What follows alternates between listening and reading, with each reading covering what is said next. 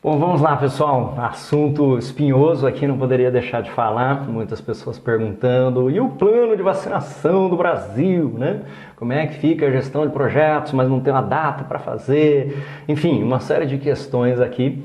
E antes de qualquer coisa, né, quero informar que assim não tem nenhuma finalidade política, muito pelo contrário, de poder de alguma maneira, se puder ajudar com os conhecimentos de gestão de projetos em qualquer área de governo. Eu já trabalhei no serviço público, talvez você não saiba, mas eu sou oficial da Força Aérea, sou capitão da reserva da Força Aérea, trabalhei 15 anos na Força Aérea e eu sei que o serviço público tem enormes desafios, então isso é uma primeira coisa que eu acho que tem que ser estabelecida aqui. Eu tive em alguns grupos falando sobre educação, pessoas querendo modificar outros aspectos sociais, inclusive fundações muito grandes do Brasil. Eu tenho uma preocupação enorme com isso e procuro participar de ONGs, de non-profits, enfim, de uma série de coisas. E uma coisa que me chamou muito a atenção foi quando eu ouvi o presidente da fundação do Le Mans falando sobre a questão da educação, e ele falou assim uma coisa, né? A gente estava num grupo de executivos e ele falou assim, a primeira coisa, ele falou: bom, a educação é um problema gigantesco. Sim, ninguém consegue resolver a educação assim de uma maneira, por mais que a gente seja uma fundação com bastante dinheiro, pudesse ser até uma fundação com trilhões de dólares, na hora que você vê o tamanho da encrenca que é educação, saúde e tantas outras coisas num país de dimensões continentais como o Brasil, as non-profits têm dificuldade, a parte privada tem dificuldade e o governo tem enormes dificuldades. Então acho que claro que pode ser que tenha alguma questão aí de coisas funcionando bem, coisas não funcionando tão bem, mas a gente tem que procurar muito mais ajudar do que criticar. E falando na questão da saúde, eu quero trazer um pouco da visão da gestão de projetos, porque também muita gente fala: poxa, já teria que ter um plano, já teria que ter um cronograma. Gente, quando a gente está falando de vacinação de milhões de pessoas, né, 250 milhões de pessoas, algo dessa ordem, em sabe-se lá quantas cidades, né? Quantas cidades tem no Brasil? 7 mil cidades ou mais aí, municípios. Não é uma tarefa muito fácil assim não, de você chegar e sentar e manda um termo de abertura aqui e já sai com o cronograma, começa a vacinar aqui semana que vem. Então assim, a gente tem que ter uma preocupação em relação a isso. Qualquer programa de governo que fosse ter essas dimensões continentais, ou uma empresa privada, mundial mesmo, que quisesse fazer um negócio em todos os municípios do Brasil, ia ter enormes dificuldades em fazer o seu plano, tá? Eu acho que isso é uma coisa que as pessoas têm que se preocupar. Bom, dito isso, vamos à gestão de projetos, né? Então, em primeiro lugar, quando a gente fala aqui de campanha de vacinação, por exemplo, ou outras questões de saúde, eu tive a oportunidade de ajudar alguns órgãos governamentais, o Conselho Nacional do Ministério Público com a sua gestão de projetos e outras áreas. Fico muito feliz em fazer esse tipo de atividade. Se qualquer secretaria, órgão de governo precisar de ajuda em gestão de projetos, pode contar comigo no meu tempo livre aí. Vou fazer isso voluntariamente, pro bono, de muito bom grado, porque eu acho que a gente também tem que fazer a nossa parte. Isso é uma coisa muito importante. Então, quando a gente fala de campanha de vacinação aqui, a gente tem que pensar, em primeiro lugar, né, que existe um desafio logístico bastante grande. Além desse nosso desafio logístico aqui, já começa com os nossos desafios, né? Antes de traçar aqui a gestão de projetos, o que eu sugeriria você começar a pensar ali, né? Se isso é um projeto mesmo, se isso é um programa. Mas a gente tem desafios logísticos enormes, nós temos a questão de resistência e dos próprios stakeholders, então nem todo mundo quer ser vacinado, existe muita dúvida, existe uma guerra de novidades aí, né, de fake news, vamos dizer assim, mas de que é efetivo, não é efetivo, enfim, isso aqui também é um outro enorme desafio. A gente tem gargalos gigantescos aí na saúde, então também antes da gente criticar, eu acho que a gente tem que ver excelentes trabalhos feitos, por exemplo, pelo Hospital Albert Einstein com a gestão de projetos, com o seu PMO, com outros hospitais, ajudando a rede pública, ajudando algumas cidades Você pega, por exemplo, a EBSER, a empresa brasileira de serviços hospitalares, com seus 39, 40 hospitais universitários. E eu tive a oportunidade de ver alguns desses números também, de redes de saúde ao longo da pandemia, embora não sou um especialista nisso, mas quando você chega perto disso, você vê que o problema é muito grande. Não é simplesmente, né, a gente sentadinho aqui no nosso sofá, com os nossos posts aqui de gerente de projeto, de gestão ágil, né, poder tomar cuidado com essas questões aqui. Então a gente tem que pensar nesses desafios aqui que são enormes. Eu não sei se seria rápido e factível ali você montar um plano para isso muito rapidamente, né? O que eu quero falar aqui é sobre metodologias. Então a Enops, por exemplo, possui metodologias.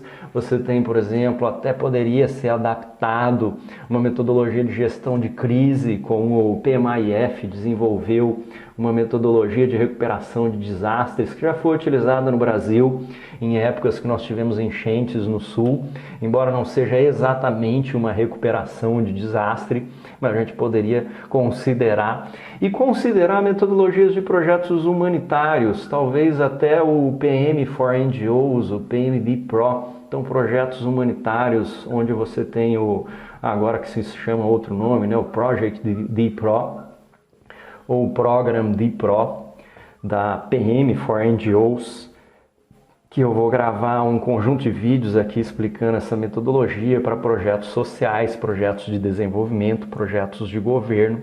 Então existem alguns frameworks aqui para a gente poder se embasar nisso.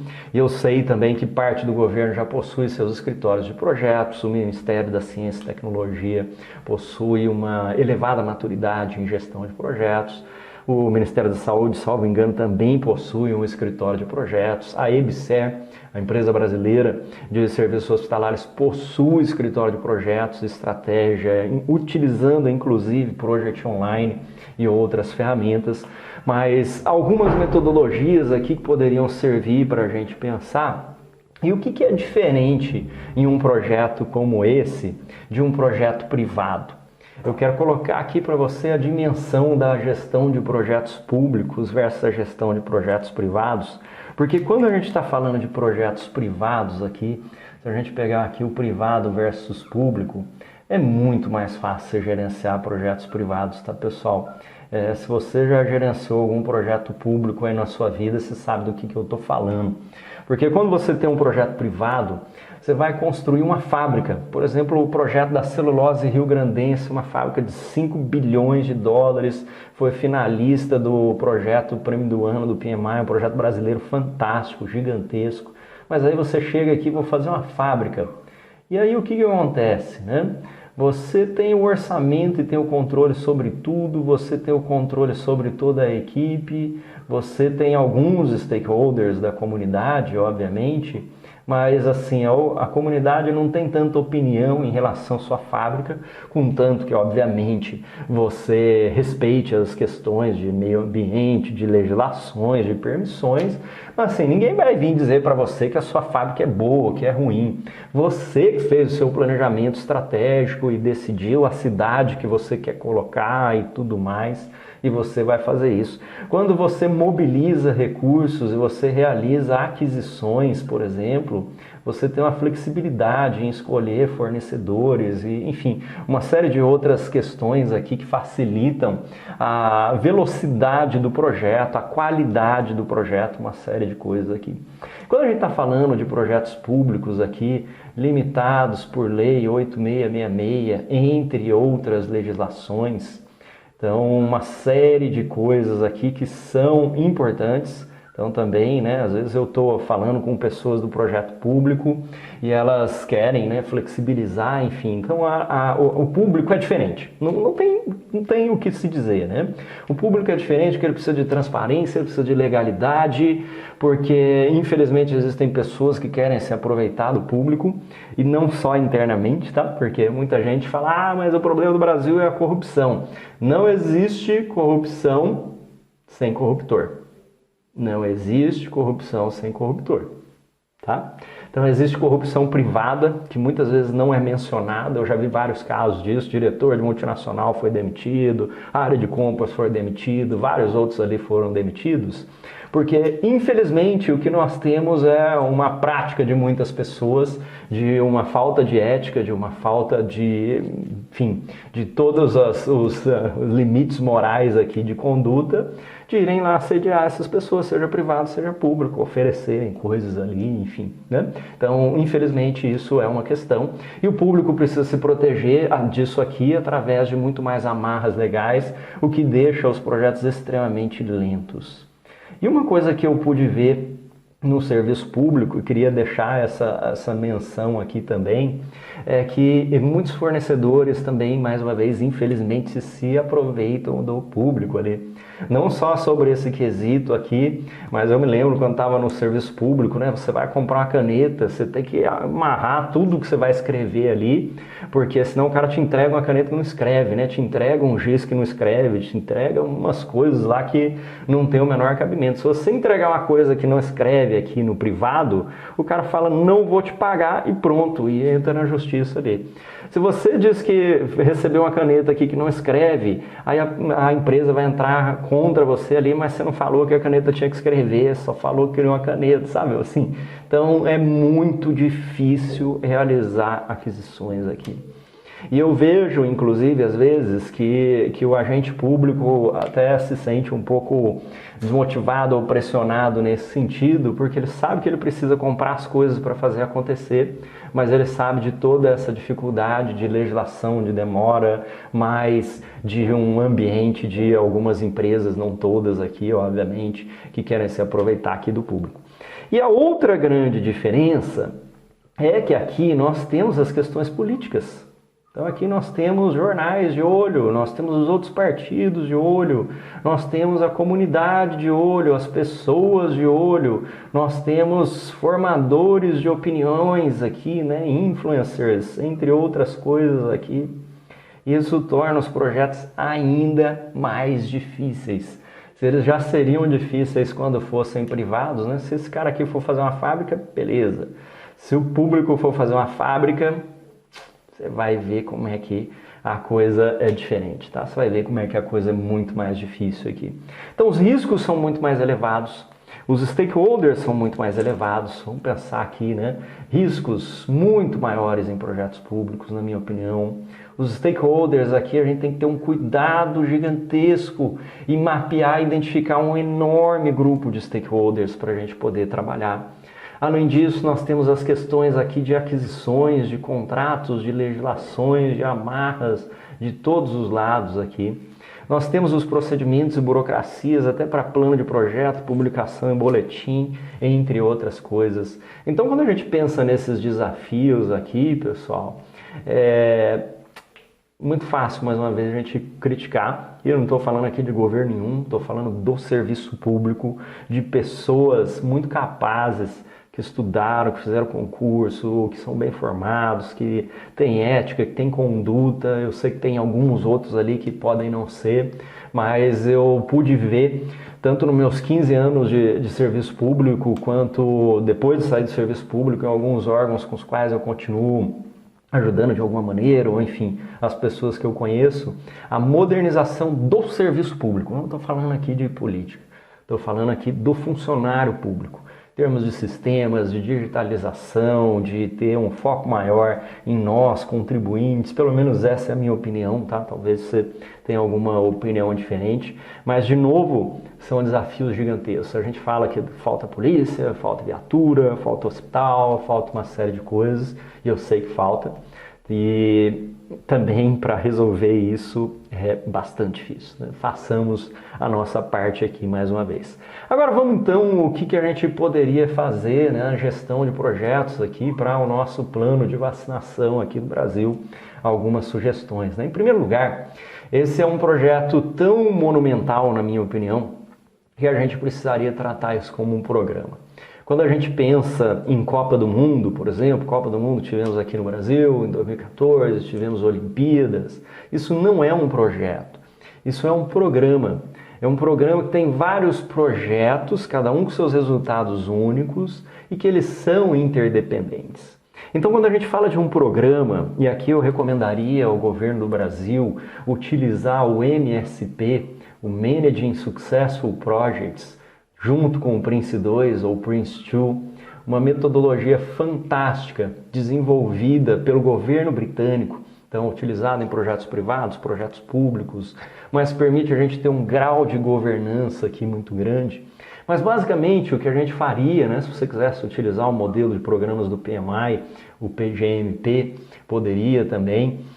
O que a gente faz aqui em um programa é que a gente precisa definir a governança desse programa, sua comunicação, seus riscos, seus stakeholders em primeiro lugar. A gente precisa definir quais vão ser os papéis e responsabilidades dentro deste programa.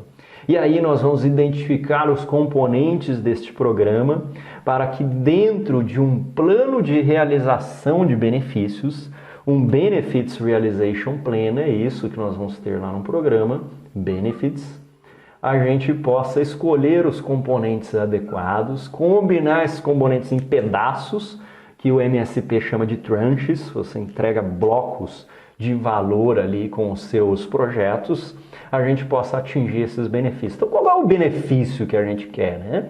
A gente quer erradicar, ou pelo menos, né, se livrar, diminuir essa pandemia do coronavírus que está tanto atrapalhando o mundo inteiro e o Brasil sofreu demais, tá, pessoal? Você sabe aí, né? Não preciso nem te dizer, tá?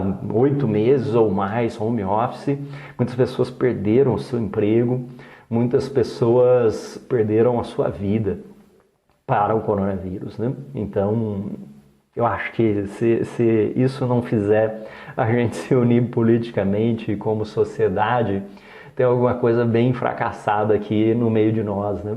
Então, a gente está falando aqui de um plano de vacinação em que empresas privadas podem estar ajudando pessoas, especialistas como você, especialistas como eu, e que, na verdade, quando a gente olha por aí, é um bando de grupos de WhatsApp de pessoas criticando as coisas que estão sendo feitas, né? Eu acho que a gente tem que dar uma pensada nisso aí mais uma vez. Mas, enfim, benefits. Então, qual que é o nosso benefício? Imunização das pessoas. Imunização. Nós podemos colocar aqui um número de pessoas imunizadas, podemos colocar aqui benefícios econômicos de poder retornar ao trabalho, de poder retornar às escolas, de poder retornar uma série de atividades que foram paralisadas. Então aqui nós podemos pensar em um conjunto de benefícios aqui, e claro que a gente precisaria estudar isso aqui melhor, por isso que um plano não sai da noite para o dia, tá? Se você acha que um plano dessa magnitude aqui vai sair com uma semana, mesmo que você tenha um grande conjunto de especialistas, eu acho bastante difícil. Então você chegar aqui, vamos montar o termo de abertura, joga post-it na parede, né? Nós estamos falando aqui de centenas de milhões de pessoas para serem vacinadas. Logística, posto, falta gente, material, vacina, transporte, segurança, conscientização. Estamos falando aqui das pessoas que não vão querer ser imunizadas, estamos falando aqui de tanta coisa, mais as legislações, aquisições públicas, mais os nossos stakeholders, os riscos aqui. Então nós estamos falando de um projeto aqui, na verdade um programa humanitário que é muito grande e que tem enormes desafios, tá? Então o meu objetivo não era com esse vídeo criar um planinho aqui, sair, né, em 15 minutos, montei o plano de vacinação do Brasil, né? Não espero fazer isso, queria chamar a atenção para alguns desses aspectos de quem conhece ou talvez desconheça. Eu organizaria isso como um programa, usando o Prince. Colocaria, em primeiro lugar, projetos que chamamos de habilitadores ou projetos enablers. Então a gente precisa ter uma parte de logística, uma campanha nacional sobre a vacinação, como a gente tem as vacinações aí anuais, né, a conscientização das pessoas. Então esse poderia ser um projeto que servisse para tudo, né, a conscientização. E aí você vai ter que ter projetos, talvez regionais, talvez locais para algumas cidades, projetos de construir um novo posto, se for necessário, projetos dos mais diversos aqui que a gente teria que pensar, coordenar colocar os recursos aqui, fazer a gestão disso tudo, dentro da transparência da legalidade, dentro da documentação, com rastreabilidade, fazer a gestão disso com segurança, porque se trata da saúde das pessoas. Bom, era isso que eu tinha para falar aqui sobre o plano de vacinação do Brasil, a gestão de projetos para esse plano aqui. Para mim, se trata de um programa, a gente pode e deve utilizar o MSP ou variações aqui do MSP, o Managing Successful Programs. Não é um desafio pequeno, é um programa humanitário grande, de enormes desafios logísticos, de enormes desafios de riscos, de enormes desafios aqui que a gente discutiu nesse vídeo. E que nós não podemos simplesmente pensar que vamos montar uma folha no Word, um termo de abertura no Word, meia dúzia de post-it lá na parede, fazer uma campanha de vacinação desta magnitude aqui. Isso aqui é um projeto que exige configuração, um programa, na verdade, e os seus projetos que exige configuração, que exige governança, que exige uma série de coisas aqui, de todas as áreas de conhecimento. Ele vai fazer uso de tudo aquilo que você vê lá em 49 processos do Guia PMBOK, em todo o guia de gestão de programas, ou se a gente for utilizar o Prince, o MSP, ele vai fazer uso de tudo ali. Quando a gente está falando de tailoring que a gente simplesmente adapta aqui, pega um terminho de abertura, monta um EAP, já sai desenhando no Project, isso aí é para projeto pequeno e médio. Um projeto desta magnitude aqui não pode ser tratado dessa maneira. Quando a gente pensa, né, em grandes projetos, mais uma vez, para concluir esse vídeo aqui, quando a gente pensa em grandes projetos, a gente precisa de um gerente de projetos, que é um gerente de programa, né? Gerente de projetos ou de programa aqui no caso. A gente precisa de uma pessoa que é praticamente CEO de uma empresa. Esse programa, imagina a quantidade de pessoas que vai envolver isso aqui, milhares de profissionais da saúde, entre outros profissionais que não da saúde. Não é, mais uma vez, a organização de uma quermesse na sociedade, né? Não é. Então, quem quer fazer grande gestão de grandes projetos, gestão de grandes programas, precisa navegar muito aí, porque os desafios são enormes. As ferramentas são complexas, a gestão, a governança, os processos são muito maiores do que o que a gente tem ali num pequeno projeto, né? Eu sempre falo ali do pequeno projeto versus o grande projeto comparando com uma empresa. Então a pequena empresa é aquela que tem o dono e 3 pessoas, tudo se resolve fácil, né? Agora pensa numa empresa como por exemplo a Microsoft, acho que 100 mil funcionários. Você conseguiria ser o CEO da Microsoft, por exemplo, presidente da Microsoft, simplesmente dizer para ele, ó, faz um plano aí de cargos e salários, né? E aí monta isso aí em uma semana. Para 100 mil pessoas, com vários departamentos de RH no mundo inteiro, de tudo quanto é lugar, sério isso, né? Então assim, existe uma complexidade que a gente tem que entender. Se for uma empresa de 10 pessoas, monta um plano de cargos e salário. Poxa, meia hora aqui já, plano de cargos e salários aqui, pronto. Então, a gente entenda a complexidade dos projetos antes de simplesmente a gente sair fazendo qualquer coisa ou mesmo criticando aí algumas dessas coisas, né? Existem projetos que poucas pessoas têm capacidade de gerenciar. Programas como esse aqui, que poucas pessoas têm capacidade de gerenciar. Essa é a grande verdade.